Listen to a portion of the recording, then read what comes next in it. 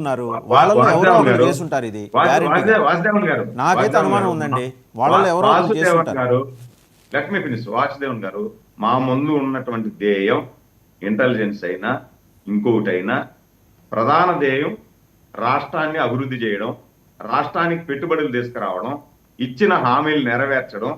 ఏదైతే ఈ రాష్ట్రానికి లాస్ట్ 5 సంవత్సరాలలో పెట్టుబడిదారులందరూ కూడా తిరుగు టపాలో ఈ రాష్ట్రాన్ని వదిలేసి వెళ్ళిపోయారో వాళ్ళందరినీ కూడా మళ్ళా బ్రతిమలాడి ఈ రాష్ట్రానికి పెట్టుబడులు తీసుకొచ్చి మీకు ఏమి కావాలనో అవన్నీ నేను చూస్తాను, వాళ్ళకి అద్భుతమైనటువంటి ఒకటే కావాలి, 30 ఏళ్ల పాటు మీరే ఉండండి అనే ఒక హామీ వాళ్ళకి ఇవ్వగలిగితే వాళ్ళు వస్తారు. జగన్మోహన్ రెడ్డి అనే భూతాన్ని ఒక పక్క అచ్చెన్నాయుడు గారు 1000 అడుగులు గోతులు తవ్వుకుంటూ వెళ్తున్నారు, ఎక్కడ కనిపిస్తే అక్కడ ఆ భూతాన్ని పాతి పెట్టడానికి.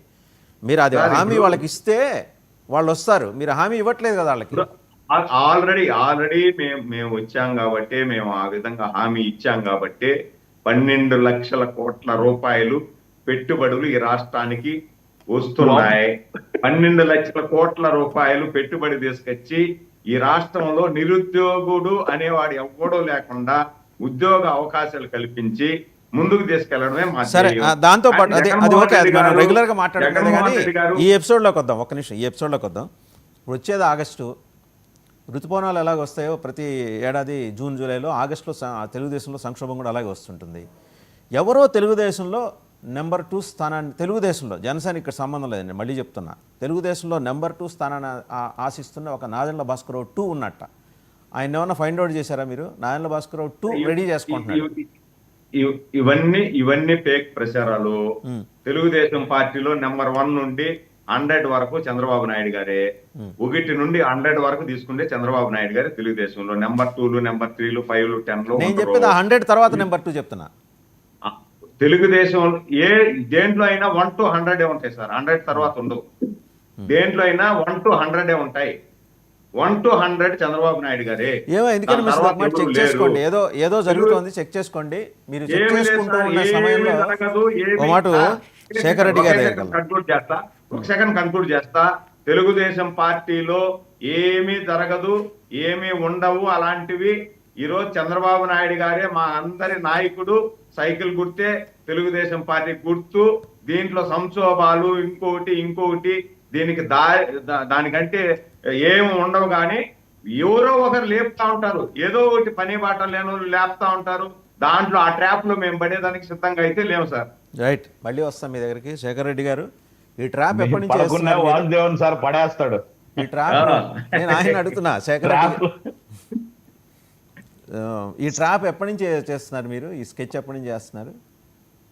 నమస్తే అండి వాసుదేవన్ గారు, మీకు అలాగే తోటి ప్యానలిస్టులకి 99 టీవీ వీక్షకులందరికీ కూడా గుడ్ మార్నింగ్ సార్.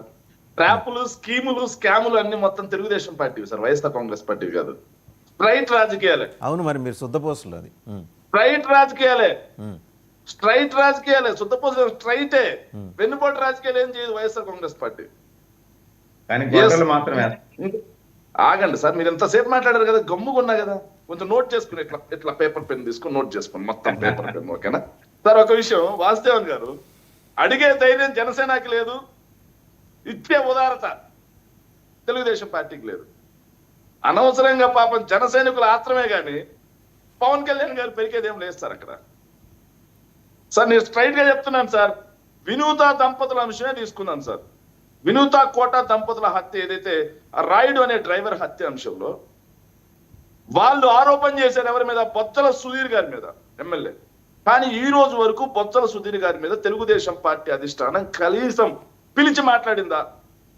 అదే వినూత కోట దంపతుల స్థానంలో తెలుగుదేశం పార్టీ నాయకుల నుండి జనసేన పార్టీకి సంబంధించినటువంటి ఎమ్మెల్యే గారి మీద ఆరోపణ చేస్తుంటే, జనసేన పార్టీ లెటర్ హెడ్ మీద వి హరిప్రసాద్ ఏదో పేరు ఉంటుంది సార్, ఆ లెటర్ హెడ్ మీద సస్పెన్షన్ అనేది వచ్చిండేదా కాదా? ఈ రోజు వార్తలు వస్తా ఉన్నాయి సార్. వినూత కోట అనే ఆవిడ మా పర్సనల్ వీడియోలు తీసుకొని బొత్సల సుధీర్ గారు మమ్మల్ని బ్లాక్ మెయిల్ చేస్తున్నారు అని చెప్పి పవన్ కళ్యాణ్ గారికే నివేదించారంట. తమిళ ఛానల్ వచ్చింది సార్.